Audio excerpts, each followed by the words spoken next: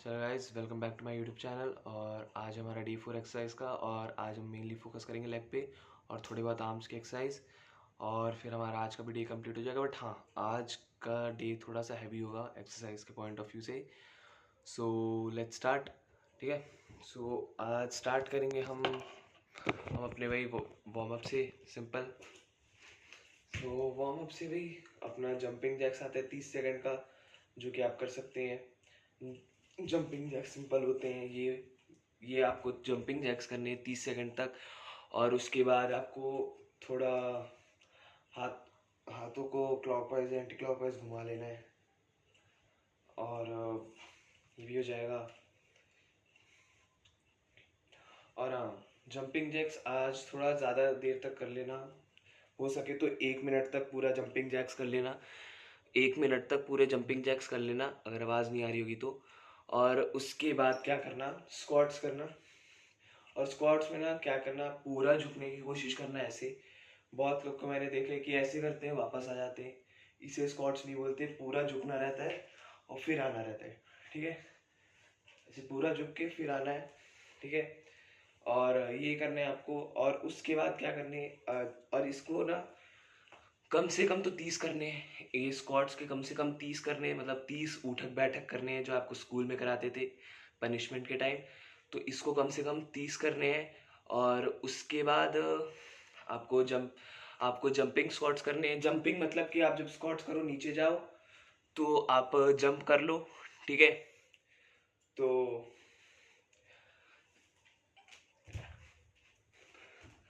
आपको ऐसे jumping squats करने हैं। इसके ज़्यादा नहीं होंगे, पर 20 तक करने की कोशिश करना। 10-15 तक होंगे, या 20 होंगे, या 30 भी हो सकते हैं। तो इसे करने की कोशिश करना, और फिर हो जाएगा आपका एक्सरसाइज लेग्स का। बट इसे क्या करना, 4 बार करना। मतलब स्क्वाट्स को 30 तक कम से कम 2 बार ऐसे, मतलब स्क्वाट्स एक किए, फिर जंपिंग स्क्वाट्स किए, फिर स्क्वाट्स करना, फिर जंपिंग स्क्वाट्स करना। ठीक है, तो ऐसे 4 बार होंगे आपके एक्सरसाइज। और ये आपका एक सेट में आ रहा है, तो आपको 2 सेट करने, मतलब 8 बार टोटल, तभी आपके लेग डे हो पाएंगे। ठीक है, मतलब मैंने जैसे मान लो मैंने स्क्वाट्स किया ऐसे ऐसे, चलो मान लो मैंने 30 किए, उसके बाद मैं जंपिंग स्क्वाट्स कर रहा हूँ ऐसे करके, ऐसे इसे किया। इसके बाद फिर मैं स्क्वाट्स करूंगा, ये स्क्वाट्स किया, और फिर इसके बाद फिर जंपिंग स्क्वाट्स करूंगा।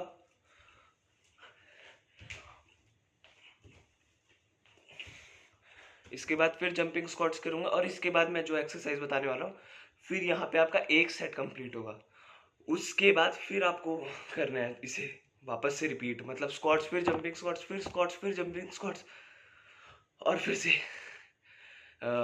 से बाकी सारी एक्सरसाइज, और फिर आपका डे कंप्लीट होगा। और इसके बाद आपको थोड़ा थोड़ा बहुत आर्म्स की एक्सरसाइज लाइट लगने के लिए। सो आर्म्स की एक्सरसाइज में आज भी वही वही शोल्डर वाली एक्सरसाइजेज है। बट आज थोड़ा डिफरेंट क्या है कि देखो, पहले तो ये वाली एक्सरसाइज बता दे रहा हूँ आपको कि अगर आपके पास ये है तो आप ये यूज़ कर लो, या मैं भी इसे ही प्रेफर करता हूँ यूज़ करना, बैक को।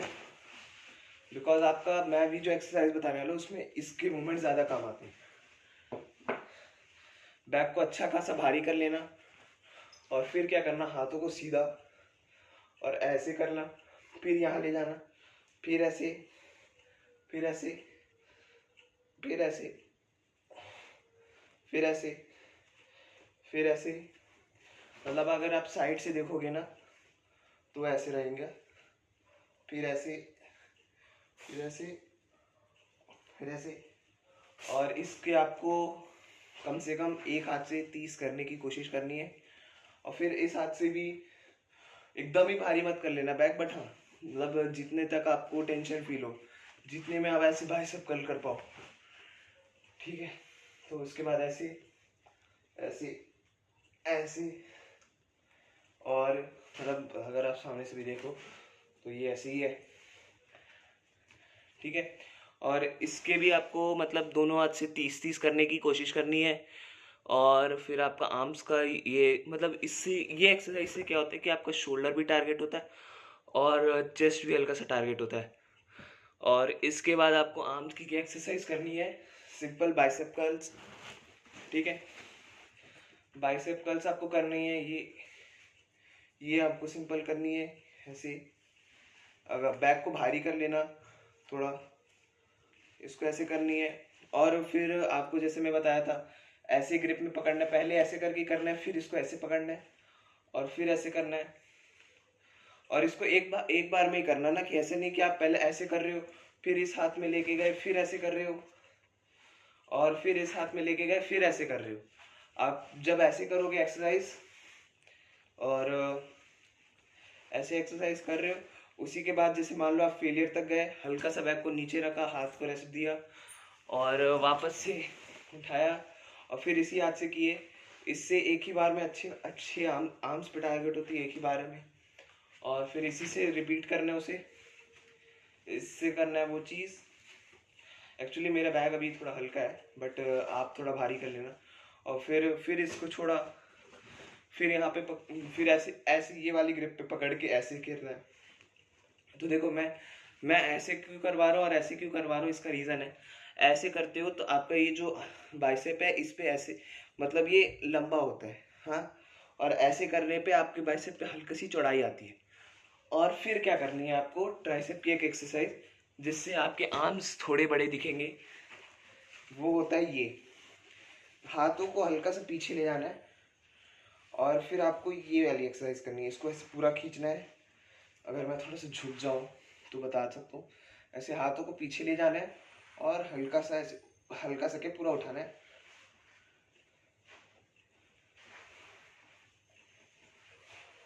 सो आपको इस हाथ से और इस हाथ से इसको टिल फेलियर तक, दोनों हाथ से आपको इसको टिल फेलियर तक करने हैं। और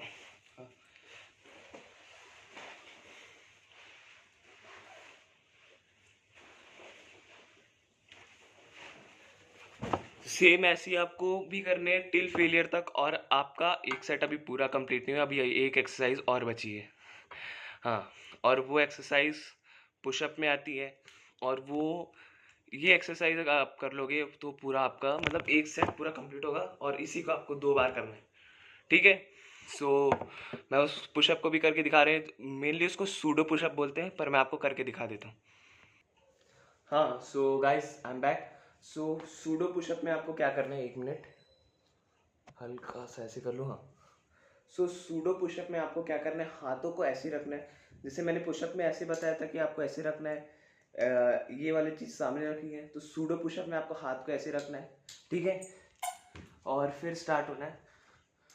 तो सूडो पुशअप में आपको ना, जैसे आप नॉर्मल पुशअप में कैसे अपने मुंह को ऐसे एकदम सामने रख रहे होगे, ये जो हाथ है इसको ऐसे स्ट्रेट रख रहे होगे। सूडो पुशअप में उल्टा है, आपको हाथों को ऐसे रखना है और जितना आगे हो सकते जाना है। मतलब आप समझ लो, जाना पड़ेगा और जितना ऐसे ऐसे करके आगे जाना है। मैं आगे से दिखा दे रहा हूँ, देखो।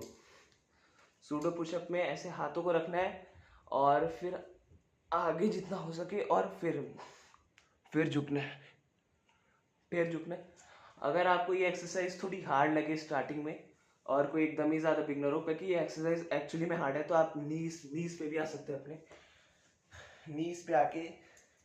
नीज पे आके ना जैसे नॉर्मल ऐसे नी पुशअप करते हैं, तो इसकी जगह हाथों को ऐसे रखना है, हाथों को ऐसे, और जितना आगे हो सके जाओ और फिर करो, ठीक है।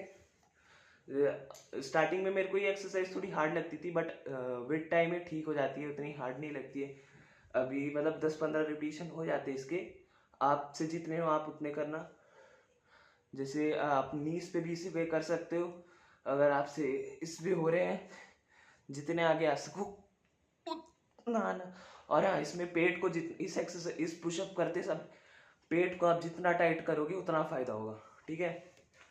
और इसके बाद एक और पुशअप आता है, सॉरी गाइस मैंने एक बोला था पर 2 आ रहे हैं, ठीक है। डायमंड पुशअप जिसे बोलते हैं। जैसे आप नॉर्मल पुशअप कर रहे हो, ऐसे करते हो, ये होता है आपका नॉर्मल पुशअप, हाँ।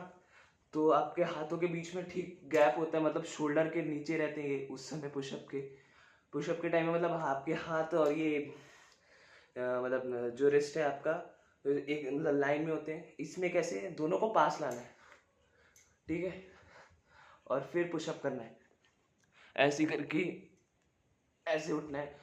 अगर आप ऐसा नहीं कर पाओ तो आप नीज पे कर सकते हो, और फिर आपका यहाँ पे एक सेट एक्सरसाइज का कंप्लीट हो जाएगा।